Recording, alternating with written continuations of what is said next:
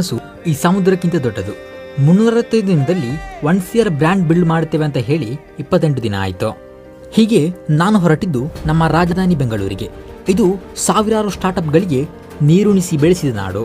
ನಾನಂತೂ ಕೊನೆಗೂ ರೈಲು ಹತ್ತಿಯೇ ಬಿಟ್ಟೆ. ನಾನು ಹೋಗಿದ್ದು ಬೆಂಗಳೂರಿನಲ್ಲಿದ್ದ ನಮ್ಮ ರಿಟೇಲರ್ಸ್ ಮತ್ತು ಡಿಸ್ಟ್ರಿಬ್ಯೂಟರ್ಗಳಿಗೆ ನಮ್ಮ ಸ್ಯಾಂಪಲ್ ಕೊಡಲಿಕ್ಕೆ. BMTCಯಲ್ಲಿ ಡೈಲಿ ಪಾಸ್ ಮಾಡಿದ್ದೆ.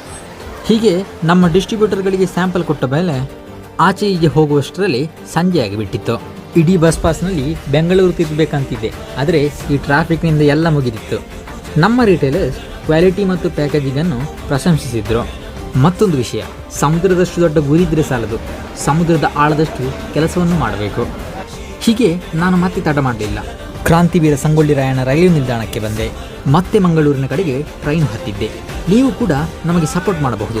ಈಗಲೇ ಈ ಪೇಜನ್ನು ಫಾಲೋ ಮಾಡಿ ಮತ್ತು ಈ ರೀಲನ್ನು ಲೈಕ್ ಮಾಡಿ. ಧನ್ಯವಾದಗಳು.